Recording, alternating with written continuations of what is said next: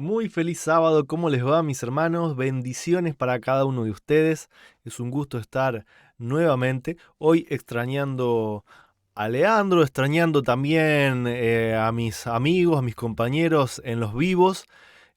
Ustedes saben que hemos estado en el Congreso, en la fiesta de las cabañas. Por eso es que, bueno, he tenido que dejar un poco este material ya preparado de antemano, porque los tiempos se iban a hacer muy, pero muy cortos para los que íbamos a estar participando. Seguramente ustedes han podido estar viendo todo el material hermoso que se produjo en este congreso, y si no lo hicieron, los invito a que lo puedan mirar porque fue de una gran bendición, ha sido de una gran bendición. Hoy nos vamos a dedicar a continuar con nuestro folleto de escuela sabática titulado La vida de Cristo parte 5 en este cuarto trimestre de 2022, en la lección número 4, que la estoy viendo a mi izquierda, y se titula La venida del reino y la viuda importuna.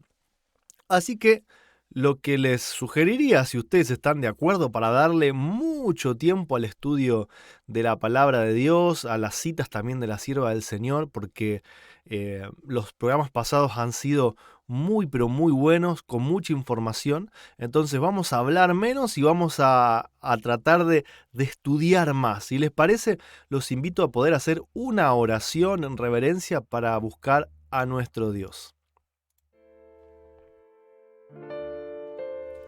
Amante Padre que estás en el cielo, gracias Señor por todas tus bendiciones, gracias por seguirnos dando la oportunidad de reunirnos por este medio, gracias Padre por tu palabra, gracias por este folleto de escuela sabática, bendice a todos los que han trabajado en él para que podamos tenerlo y disfrutarlo, ya sea en este año moderno, y también a los que lo hicieron por primera vez, a nuestros pioneros adventistas. Le agradecemos a ellos. Gracias a ti, Padre, por haber preparado, ya sea con la Biblia, con tu palabra, con los testimonios, con escritos de muchos reformadores. Gracias porque tenemos hoy tanta información, que seguramente es el tiempo en la historia donde más información has dejado, y por eso te rogamos que nos ayudes a ser responsables, que nos des hambre de poder estudiar todo, que nos des sabiduría, que nos des discernimiento para poder no solamente estudiar, entender, sino para poder vivir todas estas verdades y poder compartirlas con otros. Te rogamos que el Espíritu de Cristo pueda estar entre nosotros el día de hoy, abriendo nuestros ojos, nuestras mentes espirituales, para poder conocerte aún más. Te lo rogamos sin merecer nada, en el nombre de Jesús. Amén.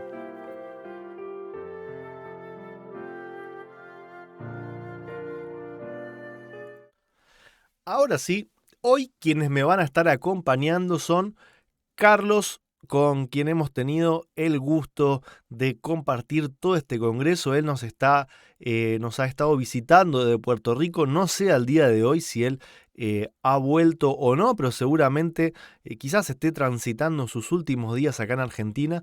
Pero muchas gracias, Carlos, por haber venido. Gracias también por el trabajo que haces para Tiempo de Reunión, para que las lecciones puedan ser repasadas, enseñadas, compartidas. Así que te escuchamos, hermano, el tiempo es tuyo.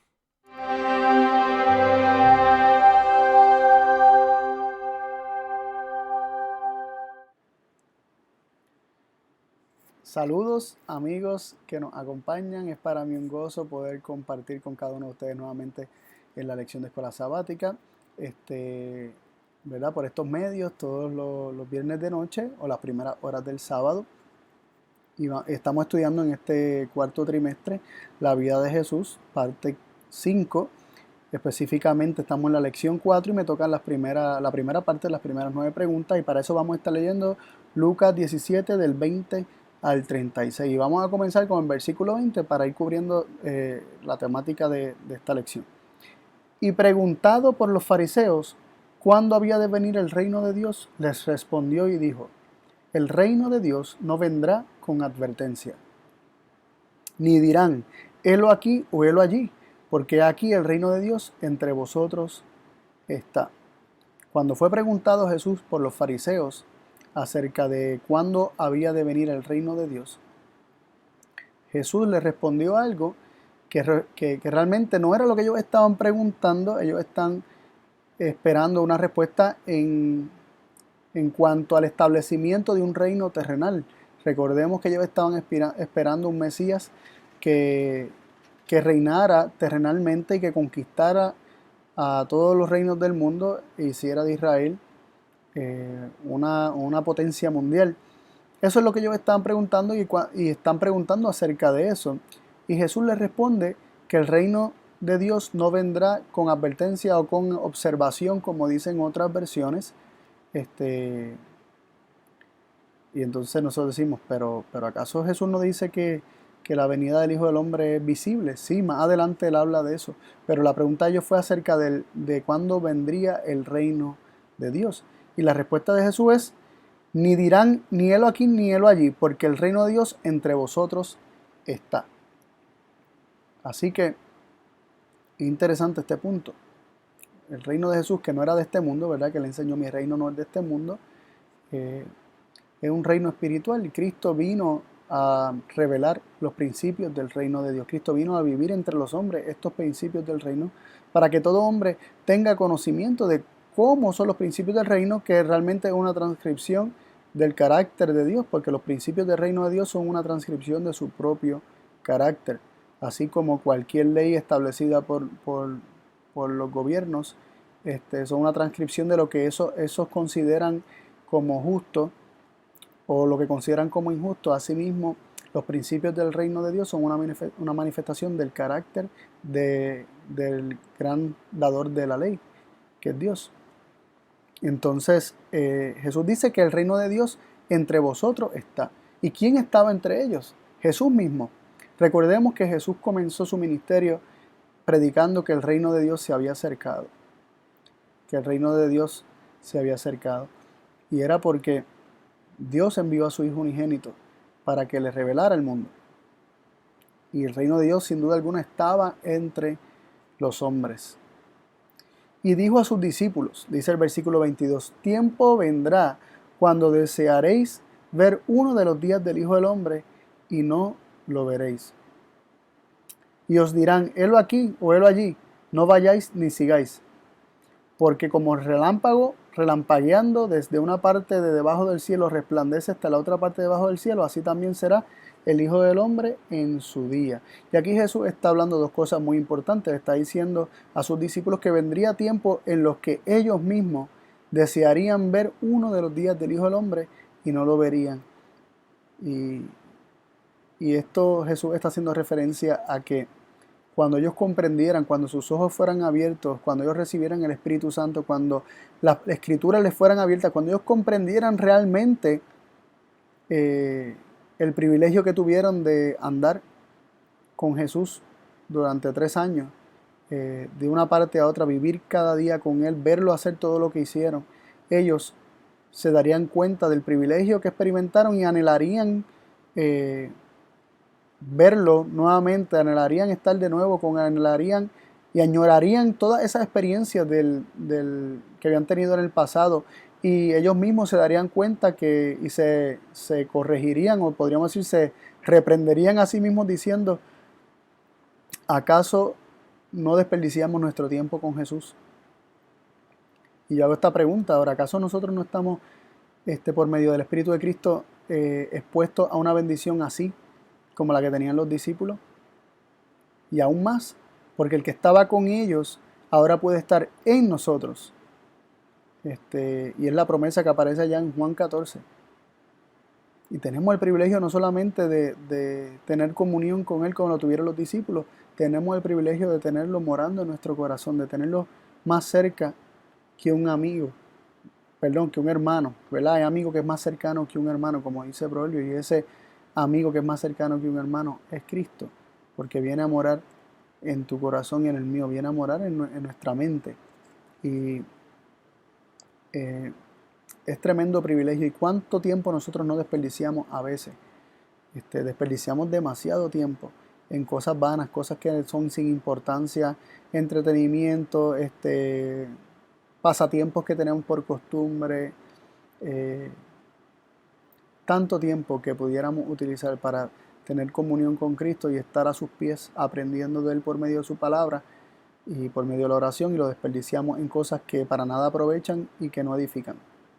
Así que no nos pase como a los discípulos, que posiblemente iban a reprenderse a sí mismos o sea, no posiblemente, lo hicieron, se recriminaron a sí mismos por haber desperdiciado el tiempo que tuvieron a Jesús aquí en la tierra. Que no nos pase así, porque puede ser que cuando nos demos cuenta sea demasiado tarde. Yo espero que hoy nosotros dejemos a Jesús entrar plenamente a nuestro corazón y que de ahí nunca se aparte ni se salga, y que cada día, cada segundo, cada momento sea un momento de tener a Jesús morando en nosotros, teniendo comunión íntima con Él.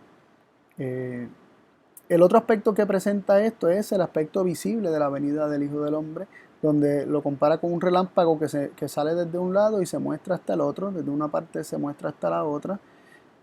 Que así también será la venida del Hijo del Hombre. Nadie te va a estar diciendo, salgan para verlo, ven, mira que lo vimos allá, vente para que lo veas, nada de eso, sino que nos dice que todo ojo le verá, que así como un relámpago se muestra desde un lado, como dicen en otras partes de los evangelios, ¿verdad? En otro evangelio, así como un relámpago sale del oriente y se muestra hasta el occidente, así será la venida del Hijo del Hombre. Va a ser un evento visible esa segunda venida, pero no es para establecer un reino terrenal aquí en la tierra entre muchos reinos terrenales, sino que Cristo comienza a reinar junto con los santos durante 1000 años. De eso habla Apocalipsis capítulo 20. Continuamos leyendo. El versículo 25 de Lucas 17 dice: mas primero es necesario que padezca mucho y sea reprobado de esta generación. Antes de la segunda venida era necesario que Cristo padeciera mucho y que fuera reprobado o rechazado de esta generación. Que esta generación lo rechazara, lo despreciara y lo hiciera experimentar mucho padecimiento. Y ahí vemos en qué consisten básicamente los sufrimientos de Cristo y el gran padecimiento de Jesús. En la rebeldía del hombre, el rechazo del hombre, el echarlo fuera, el menospreciarlo, aquel que viene para darle vida, el que sea rechazado, ese pecado de rechazar al Hijo del Hombre, que se manifiesta en todos los pecados que se pueden cometer. Cada pecado no es sino un rechazo de Cristo, es echar a Cristo fuera y dejarlo fuera. Y el ser Cristo rechazado por su generación, en eso consisten sus padecimientos o sus muchos padecimientos. También vemos en el versículo 26 que nos dice: y como fue en los días de Noé, así también serán los días del Hijo del Hombre. Comían, bebían, los hombres tomaban mujeres y las mujeres maridos, hasta el día en que entró Noé en el arca y vino el diluvio y destruyó a todos. Aquí se compara los días del Hijo del Hombre, o los días previos a la venida del Hijo del Hombre. En este mundo dice que serán como los días de Noé, donde se comía, se bebía, los hombres tomaban mujeres, las mujeres maridos. Y yo hago la pregunta: ¿acaso comer, beber, tomar esposa, las mujeres tomar esposo, suena eso como una conducta malvada? No a primera instancia, pero tengamos en consideración que se está considerando o sea, Dios creó la comida para que el hombre coma, Dios creó la bebida para que el hombre beba, Dios creó al hombre y a la mujer para que fueran una sola carne y se casaran, pero esto está presentado como en un contexto negativo, donde lo que estaban haciendo con relación a lo que comían, a lo que bebían, a las relaciones matrimoniales, era pecaminoso, no era correcto. Aparte de que esa era la prioridad de los hombres, mucho más que las cosas espirituales. Es decir, se convertían como en una distracción. Se vivía solo para comer, para beber, solo para tomar mujeres, y mujeres tomar hombres.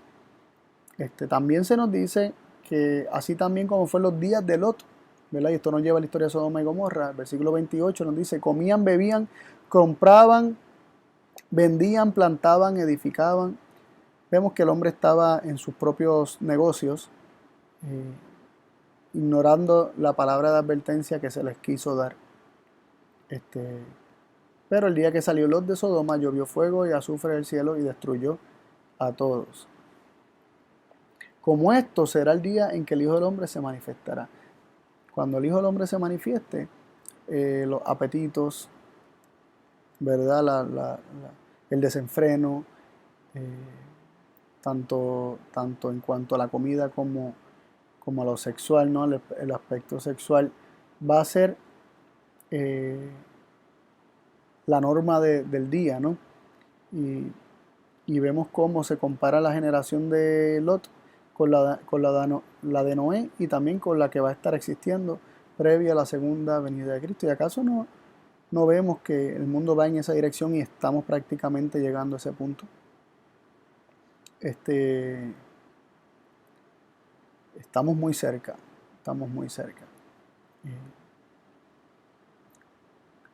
Pocos de nosotros reflexionamos sobre cuáles son nuestras prioridades, si, si es la comida, la bebida, qué mujer me place y qué hombre le place a las mujeres.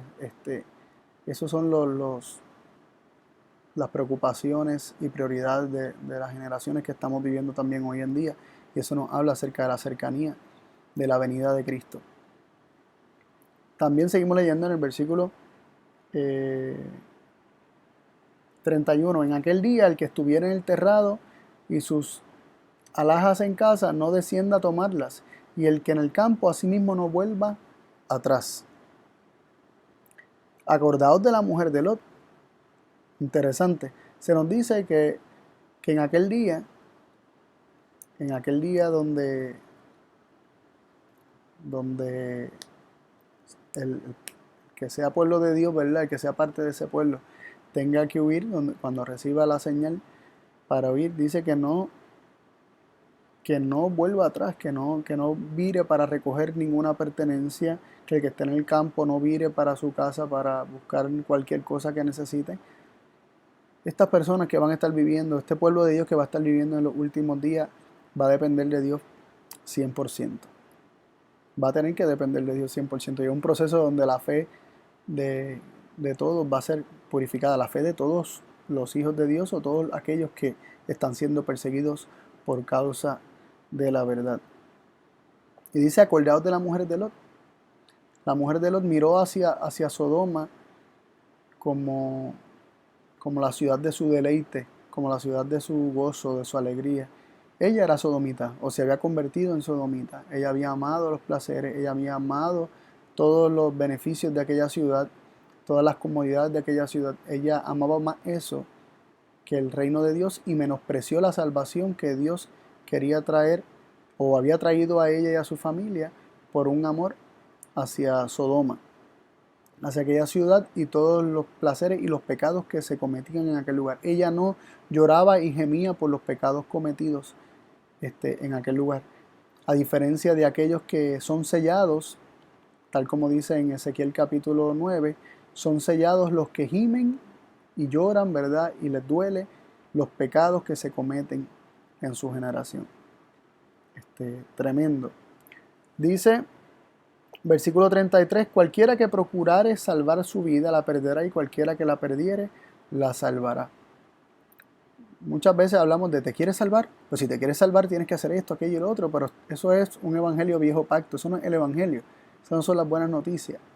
Las buenas noticias no utilizan el miedo, ni siquiera utiliza el miedo a perderse, ni tampoco el deseo de salvarse. El verdadero evangelio simplemente es la revelación, son las buenas noticias acerca de quién es Dios revelado en Cristo Jesús. Y cualquiera que tenga como motivación de su vida salvar su vida, la va a perder, porque es una motivación egoísta.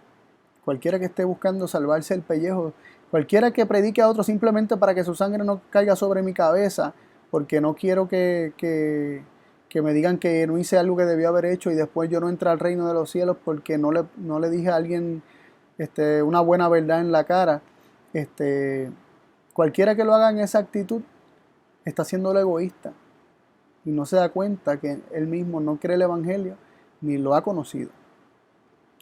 todo esfuerzo por, por salvar a otros va a ser un esfuerzo que nacerá del amor a Dios, queriendo que nuestro Padre reciba más hijos en casa y estos sean de mucha alegría para Él, y también de alegría para nosotros mismos porque amamos a nuestros hermanos y queremos el bien para ellos. ¿Cuál es nuestra motivación?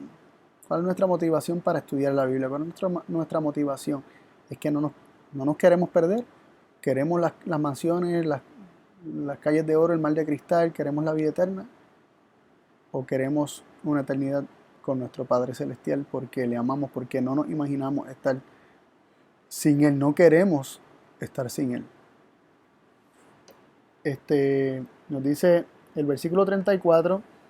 Os digo que en aquella noche estarán dos en una cama, el otro será tomado y el otro será dejado. El 35 nos dice, dos mujeres estarán muriendo juntas, la una será tomada y la otra dejada. Y el 36, donde terminamos nuestra lección de hoy, o por lo menos mi parte de la lección, dos estarán en el campo, el uno será tomado y el otro dejado. Estos versículos los utilizan mucho para hablar del rapto secreto, donde van a estar dos mujeres muriendo juntas y una será tomada y la otra dejada, y una desaparecerá, que no es lo que dice ahí.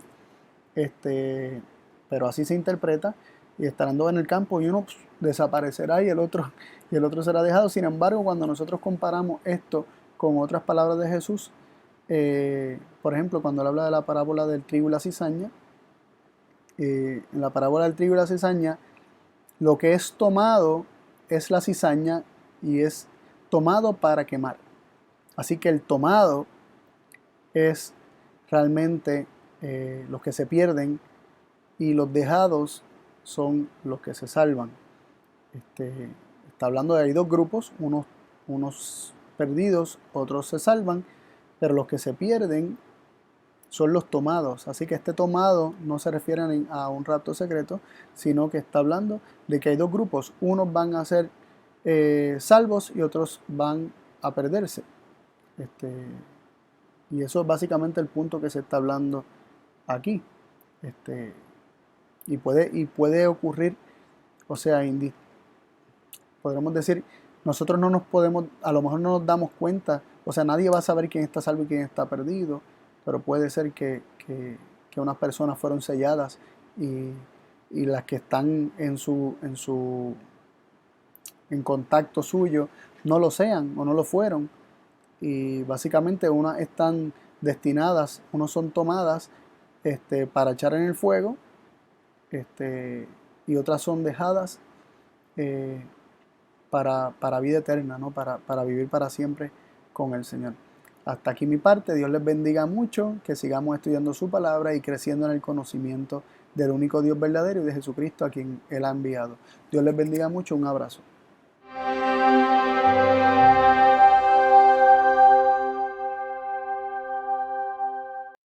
Muchas gracias, Carlos. La verdad es que a mí me generó como tristeza, ¿no? Es muy duro ver que Cristo vino, dijo, el reino de Dios se ha acercado, está entre vosotros, y que en ese momento, salvo sus discípulos más íntimos, sus amigos más íntimos, el mundo entero lo rechazó, ¿no es cierto? Jesús les dijo, va a llegar un día en donde van a querer ver al Hijo del Hombre y no lo van a ver. Y estando todo escrito en la palabra de Dios, es muy triste creer que un pueblo que fue elegido no pudo reconocerlo, ¿no? Porque de eso, prácticamente eso se trató toda la estadía de Jesús. Gente negando que Él es el Hijo de Dios, gente rechazándolo, y Él diciéndole, es necesario que primero padezca, que pasen estas cosas y esta otra, para que después pase la otra. Y prácticamente Él les relata, por ejemplo, lo que dice Isaías de Él, ¿no es cierto? Y sin embargo, toda la nación seguía empecinada en esperar un libertador militar, un libertador con riquezas, con poder, que eche a los romanos, que levante la bandera del orgullo judío, cuando Jesús les estaba diciendo, mi reino no es de este mundo, mi reino no es de acá, mi reino va a estar allá y va a ser por siempre, y trasciende a todo esto, y pensar que no lo entendieron, ¿no? Y el otro punto que quizás me gustó, y la verdad debería ser un punto como para anotar, hay muchas creencias, muchas religiones que enseñan el tema del rapto secreto y se utiliza este texto, ¿no es cierto?, de uno será tomado y otro será dejado, que si no me equivoco está ahí por el versículo 32 en adelante. em, y Carlos lo explicó muy bien. Si uno tan solo analizara con una Strong, con una concordancia Strong, con un diccionario bíblico, la palabra uno será tomado y otro será dejado, vamos a ver que ese tomado eh, se podría explicar de esta manera, ¿no? Viene una luz, ¿no? Viene una luz, viene una inundación tremenda y a mí me lleva. Eso significa será llevado, o sea, me lleva a la destrucción, ¿no? O como Carlos dijo sobre la gavilla, que era tomada para ser quemada, ¿no? En ese sentido, no en el sentido de será tomado para ser llevado al cielo, sino será tomado por la destrucción. Y el será dejado significa será dejado a salvo. Entonces, es un buen argumento para anotar, para tener en claro, ¿no? Para poder enseñar a todas estas personas eh, que quizás Satanás con sus falsas doctrinas engaña. ¿Y por qué es importante este punto? Porque Jesús dijo, Jesús enumeró ciertas cosas que tienen que pasar antes de su segunda venida y hay muchas profecías también que lo hablan. Y si uno cambia el orden cronológico de las cosas o inventa eventos, lo más seguro es que sea engañado por Satanás y termine aceptando a alguien que realmente no es Cristo. ¿Sí? Si yo creo que voy a ser trasladado, que voy a ser chupado de la tierra en un momento sin pasar por la tribulación, y eso no sucede, lo más seguro es que en ese momento yo esté totalmente ya perdido sin saber qué hacer, ya no voy a tener oportunidad de más información. Por eso es tan importante estudiar todas estas palabras que Jesús nos fue dejando con respecto a su reino, ¿no es cierto? Y especialmente también a su segunda venida.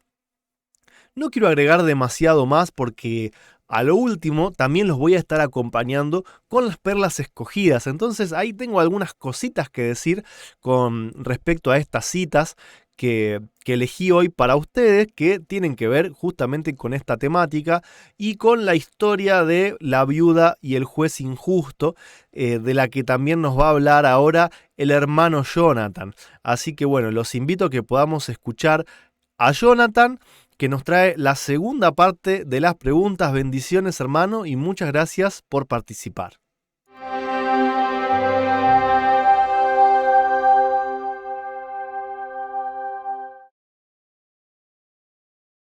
Saludos y bendiciones. Continuamos con la lección número 4. A mí me corresponde la parte de la parábola de la viuda importuna. Así que les voy a pedir que me acompañen, ¿verdad? Y continuar con el repaso de esta lección. Voy a poner en pantalla el texto, ¿verdad? De esta parábola y la leemos todos juntos.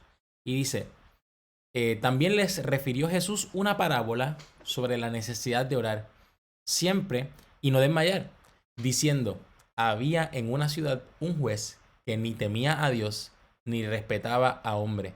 Había también en aquella ciudad una viuda, la cual venía a él diciendo, hazme justicia de mi adversario.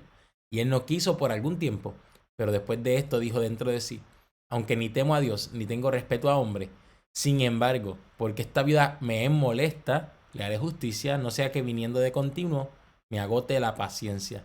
Y dijo el Señor, oíd lo que dijo el juez injusto, ¿y acaso Dios no hará justicia a sus escogidos que claman a él día y noche? ¿Se tardará en responderles? Os digo que pronto les hará justicia, pero cuando venga el Hijo del Hombre, ¿hallará fe en la tierra? Y aquí esta parábola incluye varias cosas, y número uno, en el texto 1 vemos cómo dice la razón, el propósito por el cual se da esta parábola. ¿Y cuál es el propósito? Dice que se les refirió una parábola sobre la necesidad de orar siempre y no desmayar. Esto descubre que en efecto había una necesidad en las personas que iban a escuchar este mensaje en el reconocimiento de que hay una necesidad. ¿Y cuál es esta necesidad? Orar siempre. y no desmayar. Y ese fue el propósito. Y fíjense lo que dice el, el, el texto 2, ¿verdad? Principalmente acerca del carácter de este gran juez. Y dice, había en una ciudad un juez que ni temía a Dios, ni tampoco respetaba a hombre. Había también en aquella ciudad una viuda, la cual venía a él diciendo, hazme justicia de mi adversario. Y él no quiso por algún tiempo, pero después de esto dijo dentro de sí, aunque ni temo a Dios, ni tengo respeto a hombre, y ahí me dejo, ¿verdad? Y ahí me quedo un momento. Él ni temía a Dios, él ni respetaba hombre, ¿verdad? Estamos hablando de un hombre impío, estamos hablando de un hombre injusto. Y dice el texto 5, que íbamos a leer ahora, que con todo, ¿verdad? Sin embargo, como esta viuda me molesta, voy a hacer justicia, no sea que cuando siga viniendo e insistiendo, se me agote la paciencia. Así que este juez decidió resolver el asunto de la viuda, aunque sabemos que no por buenas intenciones, sino porque para no sentirse molestado por ella, para no sentirse incomodado por ella y seguir, ¿verdad? Y perder su paciencia, dijo, mira, mejor la ayudo y salgo de ella, ¿verdad? Porque sabía que ayudándola iba a salir de ella. Y ahora, ¿qué aplicación espiritual podemos encontrar de esta parábola? ¿Verdad? Ya vimos, número uno, que había una necesidad de orar constantemente, de no desmayar en oración. Y al mismo tiempo vemos una viuda que tenía una necesidad especial. Y esta viuda con una necesidad especial se acerca a un juez. Pero este juez es injusto, este juez es impío. Y con todo, este juez justo e impío resuelve su situación, aunque haya sido por salir de ella. Pero ¿cuál es la pregunta, no? Que nos da un poquito de sentido espiritual acerca de este principio? Pues lo tenemos en los próximos textos, que dice el texto 6. Y dijo el Señor, oíd lo que dijo el juez injusto. ¿Y acaso no hará justicia a sus escogidos que claman a él día y noche? ¿Se tardará en responderles? Os digo que pronto les hará justicia. Y ahí me detengo un momento. O sea, si un juez injusto, aun por las razones que sean, escuchó la petición de esta viuda y le resolvió, ¿acaso Dios, que es un Dios justo, no hará justicia a sus escogidos que claman a él día y noche? ¿Acaso Dios no los escucha? ¿Acaso Dios se tarda en responderle? Estas son las preguntas, ¿verdad? Que se están haciendo.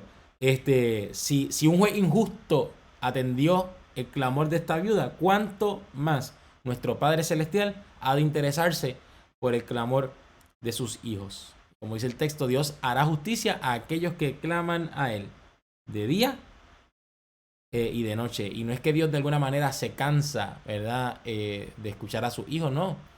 Dios quiere escuchar a sus hijos y Dios le gusta, ¿verdad? Dios se agrada de escuchar a sus hijos. Quiero avanzar un momento hacia Apocalipsis 12:10, ¿verdad? Porque la lección nos trae acerca de un adversario que está acusándonos de día y de noche, ¿verdad? Vamos a leer esto. Apocalipsis 12:10 dice, entonces oí una gran voz en el cielo que decía, ahora he venido la salvación. Ahora ha venido la salvación, el poder y el reino de nuestro Dios y la autoridad de su Cristo, porque ha sido lanzado fuera el acusador de nuestros hermanos, el que los acusaba delante de Dios, de nuestro Dios, día y noche. ¿Quién es este acusador? Zacarías 3:1 lo revela. Me mostró el sumo sacerdote, Josué, el cual estaba delante del ángel de Jehová, y Satanás estaba a su mano derecha para acusarle. Y hay una realidad. Hay un adversario, hay un acusador que está constantemente acusándonos día y noche, que está constantemente presentándonos, ¿verdad? Y acusando nuestros pecados y aquellas cosas malas que hacemos, y con eso y contra eso tenemos que luchar. Sin embargo, mira lo que dice la Escritura. Salmo 50:15, e invócame en el día de la angustia, te libraré y tú me honrarás.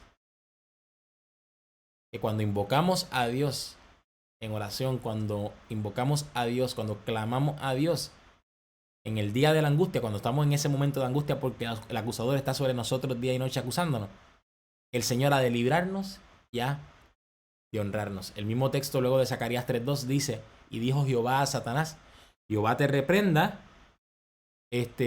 oh Satanás, Jehová ha que ha escogido a Jerusalén te reprenda. ¿No es este un tizón arrebatado del incendio? ¿Verdad? Y aquí está diciéndole Jehová a Satanás, aparte de reprenderlo, que nosotros somos tizones arrebatados del incendio. Somos trozos que se estaban quemando, sí, pero Cristo nos ha rescatado del fuego. Cristo ha metido las manos en el fuego para rescatarnos del incendio. Así que no todo está perdido, en el sentido de que aunque Satanás nos acuse día y noche, y aunque Satanás trate de meter en nuestra mente la culpabilidad para sentirnos suficientemente culpables y que eso sea un infierno para nosotros, Cristo ha metido las manos por nosotros a fin de sacarnos de este incendio, a fin de sacarnos de este fuego.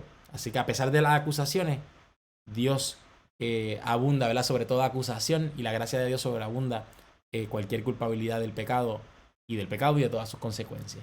¿Verdad? Y sobre este principio se incentiva, ¿no? o se llama a acercarse a Dios confiadamente y pedirle en el momento de angustia, invocarle, clamarle, y el Señor ha de liberarnos. Quiero leer esta cita, es de Reflejemos, no, Recibiréis Poder, una matutina de Elena White. Dice: Jesús habla de su pueblo como de un tizón arrebatado del incendio, disculpen, y Satanás comprende lo que esto significa.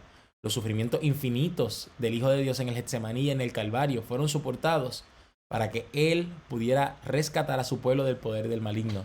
La obra de Jesús en la salvación de las personas que perecen es como si Él pusiera la mano en el fuego para salvarlos.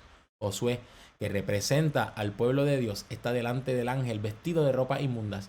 Pero cuando el pueblo se arrepiente delante de Dios por la transgresión de su ley y se extiende la mano de la fe para aferrarse a la justicia de Cristo, Jesús dice: quítenles sus ropas inmundas y vístanlos con ropas nuevas.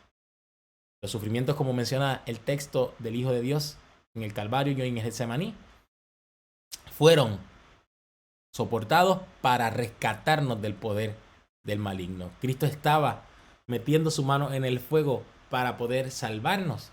Así que a pesar de que el enemigo ha de presentarnos como sucios, como inmundos, y acusándonos de día y de noche, cuando nos presentamos y nos humillamos delante de Dios por nuestros pecados, cuando extendemos la mano de la fe para aferrarnos a esa justicia de Cristo, tenemos la garantía de que Cristo ha de quitarnos nuestra ropa inmunda y nos ha de vestir con ropas limpias, con ropas nuevas, con vestiduras blancas de la justicia de Dios. ¿Verdad? Y aquí hay una pregunta, ¿no? Con relación a ¿qué es lo que se exhorta? ¿Verdad? Y no puse el texto de Efesios 6:18, pero lo que dice es que oremos y supliquemos en todo tiempo, que seamos perseverantes. Y la lección bien nos enseñaba que no era porque Cristo, ¿verdad?, porque Dios necesitaba eso. O sea, no es que Dios necesita que se lo recuerden, porque imagínate, se lo olvida. A Dios no se le olvidan las cosas. Pero este ejercicio de nosotros pedir, este ejercicio de nosotros clamar a Dios, número uno, nos prepara a nosotros, eleva nuestra relación con Dios, y al mismo tiempo, aparte de elevar nuestra relación con Dios, nos prepara nuestro corazón, prepara nuestra vida para estar aptos a recibir la gracia de Dios que nos liberta. Y hay una pregunta que había finalizado esta parábola que decía, que lo leímos: cuando venga el Hijo del Hombre, ¿hallará fe en la tierra? ¿Hay fe?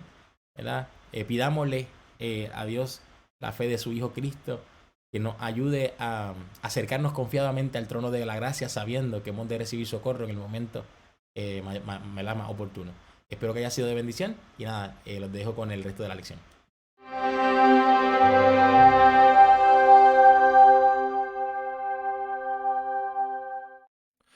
Muchas gracias, Jonathan, gracias, hermano. ¿Y qué puedo decir? Esta historia a mí personalmente no era desconocida. Quizás hubo veces donde en la vida le tuve que insistir mucho al Señor, y recuerdo que en esas oraciones decía, pero bueno, Señor, en tu palabra está la parábola de la viuda del juez y el juez injusto, y si prometiste que lo que está escrito, ¿no? Que si aún un juez injusto hizo justicia por la viuda, ¿cómo no lo vas a hacer por mí, Señor? Por favor, te pido que siempre, ¿no?, que me des tal cual tal cosa o cual otra cosa. Siempre uno pidiendo, ¿no?, importunando quizás para pedir, o no solamente cosas materiales, sino que pueda suceder algo en nuestra vida, planes, proyectos. Así que me gustó que esté en esta lección de escuela sabática, y la verdad es que podríamos reflexionar sobre muchas cosas, pero el punto principal de esta parábola es que podamos reflexionar sobre el carácter de Dios, ¿no es cierto? Recuerdo también algunas ilustraciones parecidas cuando Jesús, por ejemplo, dijo: si ustedes que son malos saben dar buenas cosas a sus hijos, después de haber preguntado, ¿no? Si un hijo te pide tal cosa, ¿acaso le vas a dar otra que es mala? Y ni aun los hombres malos hacen esas cosas con sus hijos, ¿no? Y entonces dijo: ¿cuánto más vuestro Padre que está en los cielos no se va a ocupar de ustedes? Miren los pajaritos, miren los lirios del campo, ni aun Salomón se vestía como uno de ellos. ¿Y cuánto más ustedes que son hijos, ¿no? Y en esto me hace acordar porque tiene una aplicación muy parecida a esta parábola, ¿no? Si nosotros pedimos a Dios, si nosotros oramos, ¿cuánto nuestro Padre Celestial no va a estar dispuestos a escucharnos y a hacer lo mejor por nosotros? Quizás el problema es que muchas veces nuestras oraciones son egoístas, ¿sí? Nosotros queremos que nuestros planes se hagan, que nuestros planes resulten, que Dios nos dé aquellas cosas materiales que nosotros queremos, que creemos que nos van a venir bien, que nos van a hacer bien, o incluso si hay alguien soltero y pide, por ejemplo, porque se enamoró de una persona y pide por esa persona y pide y pide y pide. Y la verdad es que si Dios está viendo que eso no es lo mejor, ya sea algo material, ya sea el amor, ya sea un plan, un trabajo, estudiar una carrera. El otro día, o hace 2 lecciones atrás, mejor dicho, leía una cita que decía que Dios no hace las cosas de forma diferente a la que cada uno de nosotros lo haría si pudiésemos ver el fin desde el principio. O sea, si nosotros pudiésemos ver que con tal persona casándonos el matrimonio terminaría pésimo, no lo haríamos. Entonces Dios trabaja de esa manera, Dios nos conoce, que sabe qué es lo que nos conviene. Sabe que cuál trabajo o cuál estudio quizás nos van a apartar de su camino. Sabe qué posesiones materiales pueden llegar a ocupar un lugar más alto que lo que ocupa a Él en nuestro corazón. Todas esas cosas Dios las conoce. Y cuando nosotros pedimos cosas que son para agradar a Dios, que no son egoístas, que son para voluntad de Dios, que nos acercan más a Él, que lo ponen como prioridad y que nos acercan a la salvación, ¿no es cierto? En ese sentido, Dios siempre va a responder de forma positiva. Él es nuestro Padre. Ese concepto nosotros tenemos que empezar a hacerlo carne, pero de una forma profunda. Dios es nuestro Padre. No es un juez severo que está ahí listo para decir: bueno, te castigo, te premio, te castigo, te premio. Hiciste mal, te vas al fuego. Dios no es eso, Dios no es un juez injusto, no es un juez severo. Dios es un Padre amoroso, es un Padre amante, es un Padre que quiere darle todo a sus hijos, que quiere enseñarle a sus hijos, que los ama, que como la gallina junta a sus polluelos debajo de las alas. Eso nosotros tenemos que meternos en nuestra cabeza de que eso es Dios para nosotros y empezar a buscarlo de esa manera y no como el mundo enseña y como Satanás quiere que creamos, ¿no? Que es alguien frío que está sentado ahí en un trono y que dice: uy, aquel no siguió mi ley. ¡Bum! O sea, eso no es Dios. Dios sufre cuando cada uno de nosotros hace algo y después sufre las consecuencias de eso mismo que hizo. Dios está sufriendo porque nos ve, porque nos ama. Y esta parábola justamente nos enseña a que aprendamos a acercarnos a Dios como un Padre amante, ¿sí? Que si un ser humano injusto está dispuesto a hacer justicia para que no lo molesten, cuánto más Dios no va a dudar ni un solo segundo de poder hacerlo con la persona que ama, con sus hijos a quienes ama, ¿no es cierto? Ahora los quiero invitar a la sección de las perlas escogidas, que hoy va a estar a mi cargo. Bueno, por todas las ocupaciones que tuvimos y demás, decidimos reducir las participaciones para también ocuparnos de todas las cosas que han sucedido en el Congreso y demás. Así que voy a estar compartiendo con ustedes algunas citas que elegí de la Sierva del Señor de Ellen White. Así que los invito a que podamos pasar a esa sección.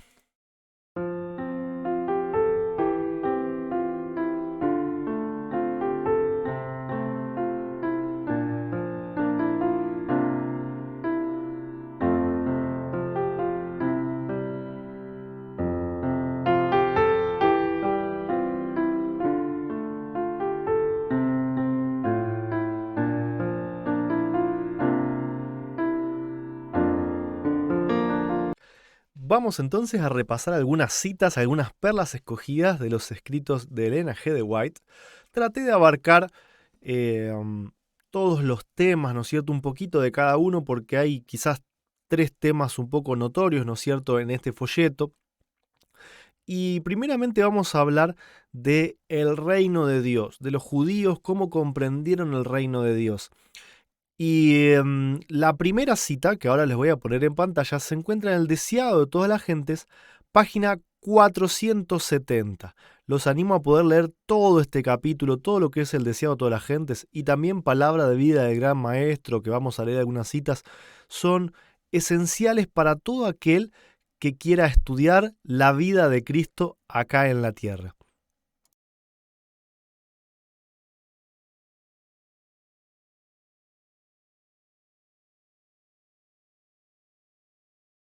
La cita dice así: los judíos esperaban la instauración de un reino temporal, pero Jesús les declaró que el reino de Dios no se manifiesta exteriormente, que el principio del mismo estaba en el corazón del individuo y que no debía esperar su llegada en las manifestaciones del poder terrenal.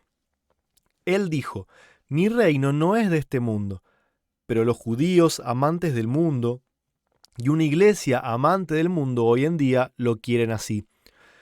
Pero hoy hay en el mundo religioso,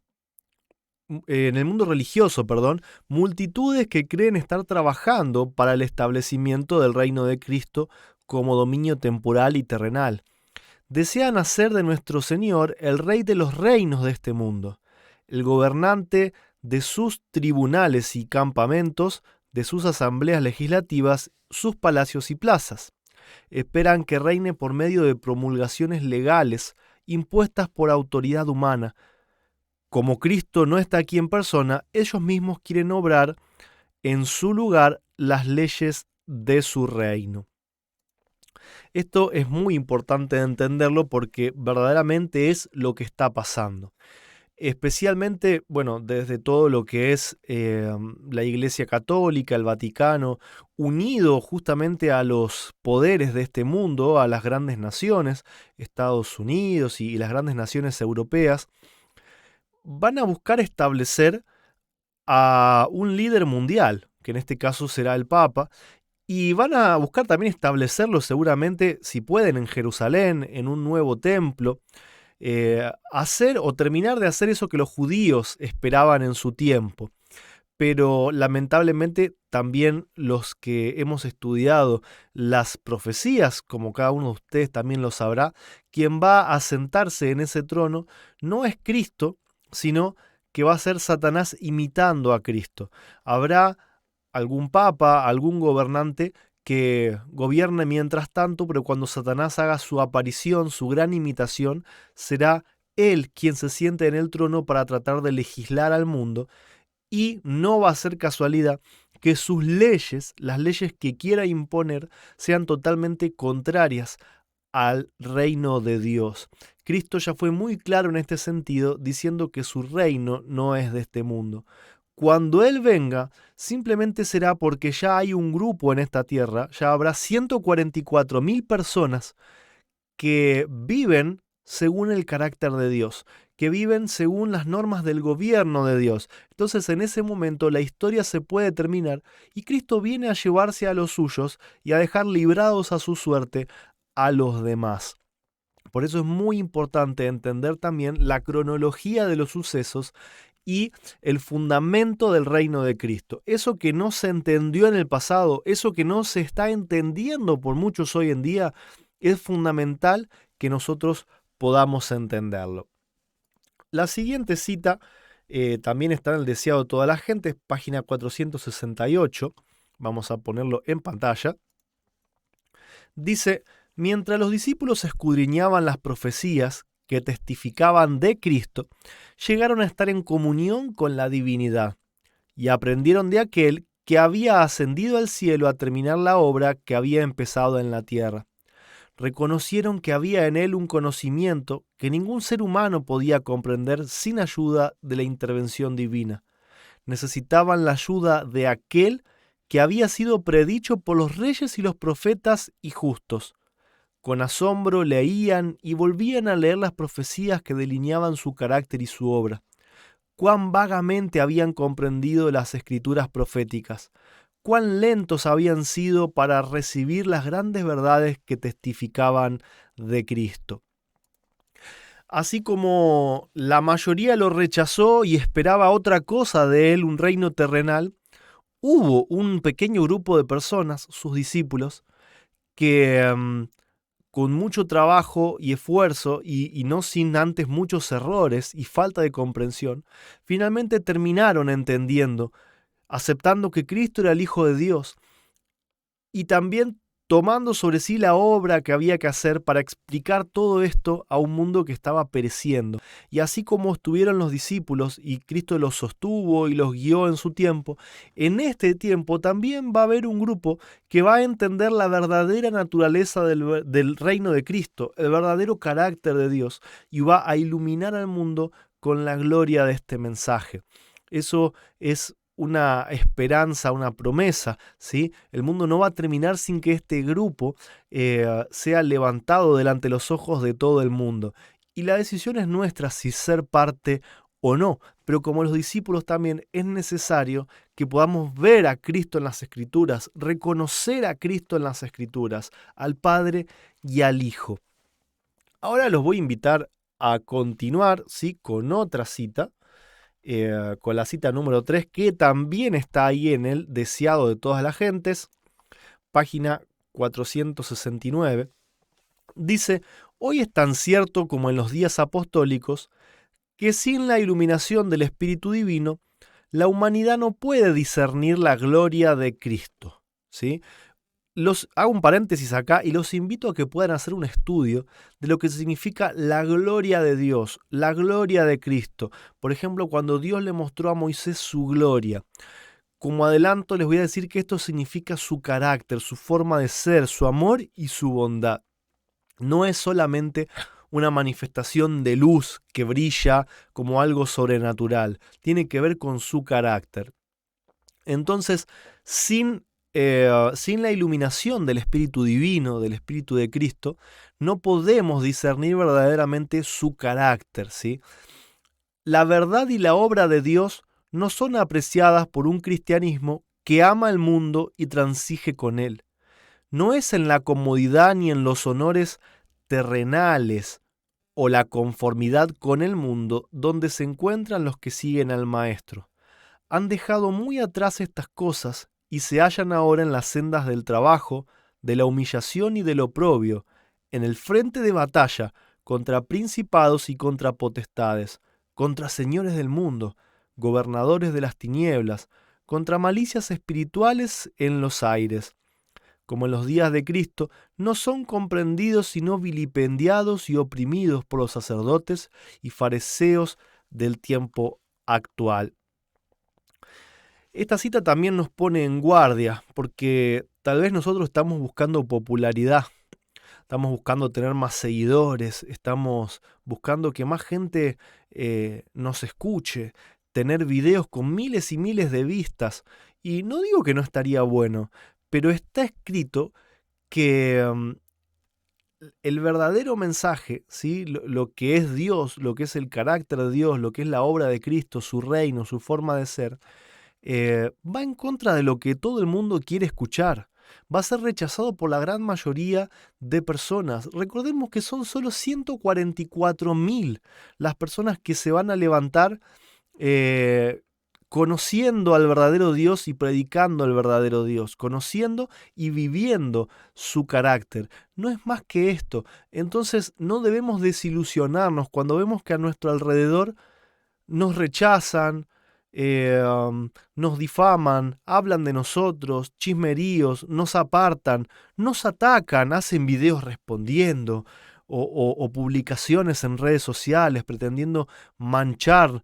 Esto no es nada, o sea, hoy lo que nos puede estar pasando es muy poquito.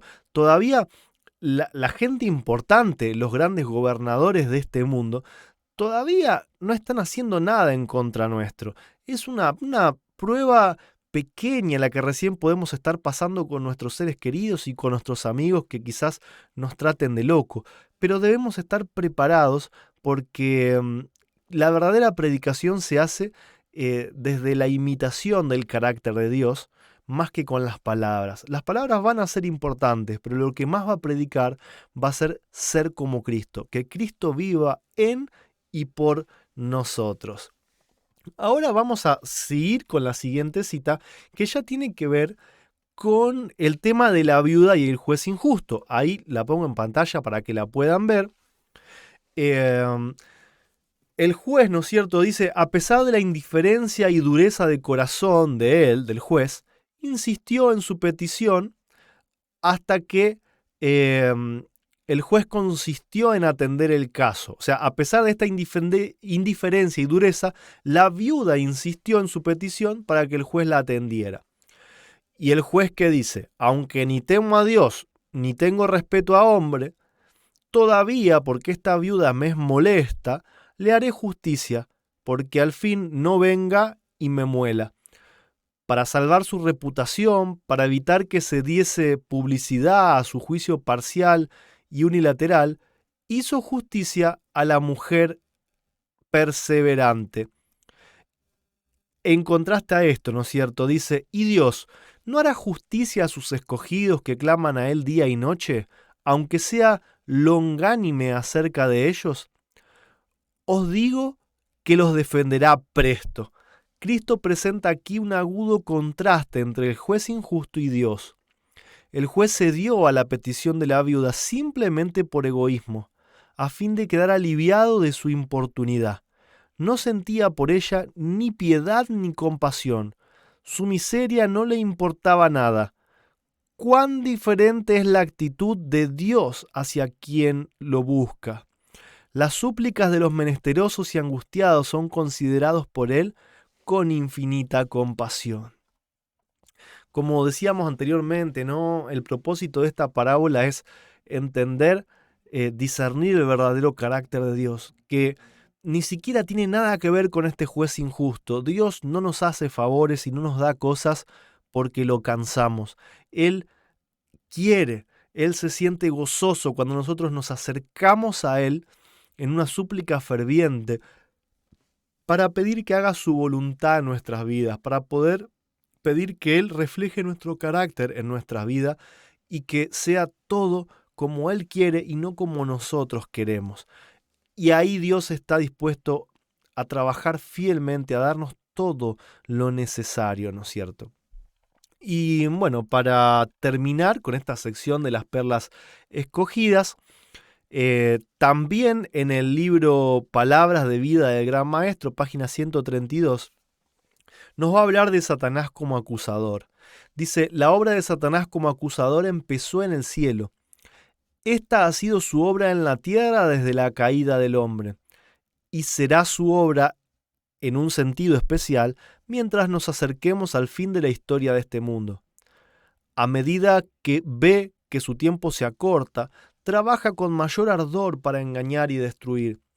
Se aira cuando ve en la tierra un pueblo que aun con su debilidad y carácter pecaminoso, tiene respeto por la ley de Jehová. Está resuelto a hacer que ese pueblo no obedezca a Dios. Se deleita en su indignidad y tiene lazos preparados para cada alma, a fin de que todos queden entrampados y separados de Dios. Trata de acusar y condenar a Dios y a todos los que luchan por llevar a cabo sus propósitos en este mundo, con misericordia y amor, con compasión y perdón. es interesante, ¿no?, que justamente el objetivo de Satanás sea a todos esos que, o atacar, ¿no es cierto?, a todos esos que quieren llevar a cabo los propósitos de Dios, ¿sí?, con misericordia, amor, compasión y perdón. Satanás odia el carácter de Dios, odia que sea tan misericordioso, que la justicia y la misericordia vayan de la mano en la forma de ser de Dios. Y él ha tergiversado su carácter a través de todos los siglos y ha atacado a todas aquellas personas que entienden este verdadero carácter de Dios y que lo enseñan.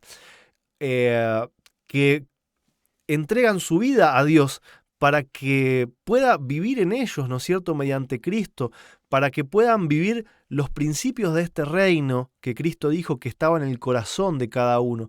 Todas esas personas que tienen esto como objetivo y como deseo son el principal objetivo de Satanás. Así que no nos frustremos, porque sabemos que Dios es más poderoso que Satanás y tenemos esta herramienta que es la oración, la insistencia en la oración como la viuda al juez injusto, pero nuestra insistencia en la oración hacia Dios, entendiendo que Él nos quiere, nos ama como sus hijos y no como súbditos que castiga o premia según obedezcan o desobedezcan. Él nos ve como hijos. Entonces aprovechemos esto para pedir oportuno socorro, para pedir su protección, para pedir que Cristo viva en nosotros. Esa es la herramienta más poderosa que nosotros tenemos. Las Escrituras para comprender el verdadero carácter de Dios, el propósito de su reino. Y la oración para fortalecernos, para pedir discernimiento, para enseñarlo a otros, para compartirlo con otros.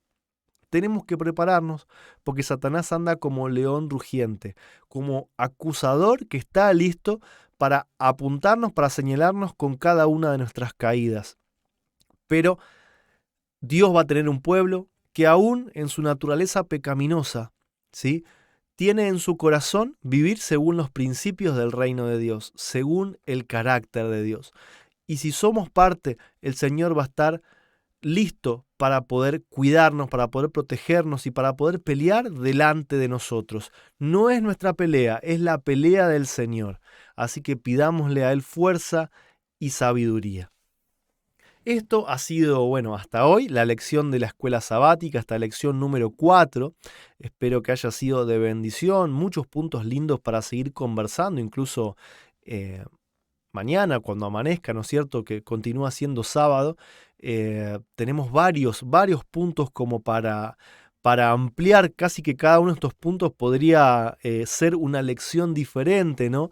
Por eso es que quizás tratamos de no dejar ninguno afuera y parezca que son temas cortados, pero dejamos ahí una linda posta para continuar en el día de mañana, para que los distintos grupos, ¿sí?, y las distintas conversaciones que tengamos puedan ser alrededor de estos temas, de conocer al Dios verdadero y cómo es su carácter, y poder también reconocer todas las trampas de Satanás. Los invito a que podamos orar para despedirnos y agradecer a nuestro Dios, a todos los que puedan, en reverencia. Gracias, Padre Celestial, por todas tus bendiciones, por tu amor, por tu misericordia. Gracias por permitirnos ser tus hijos. Gracias por permitirnos también formar parte de la obra de poder llevar la verdad sobre tu carácter a otras personas. Padre, protégenos del mal, protégenos del enemigo, lucha por nosotros, ve delante nuestro. Queremos que se haga tu voluntad en nuestras vidas y te lo rogamos, Padre. Te lo rogamos así como la historia de la viuda del juez injusto, pero sabiendo que tú estás ahí esperando gozoso por nuestra petición para darnos socorro, para darnos consuelo, fuerza, sabiduría. Gracias, Padre, por todo tu amor, tu bendito amor. Te agradecemos y pedimos todo esto sin merecer nada, en el nombre de Jesús. Amén. Ahora sí, hermanos, me despido. Será hasta el próximo viernes, donde vamos a tener la lección número 5. ¿sí? Vamos a poder seguir disfrutando de todos los pasos que dio el Señor Jesús en esta tierra, de cómo Él vivió, para poder aprender más de eso e imitarlo. Pedirle a Dios que nos ayude a que Cristo viva en nosotros. Bendiciones y feliz sábado para cada uno de ustedes.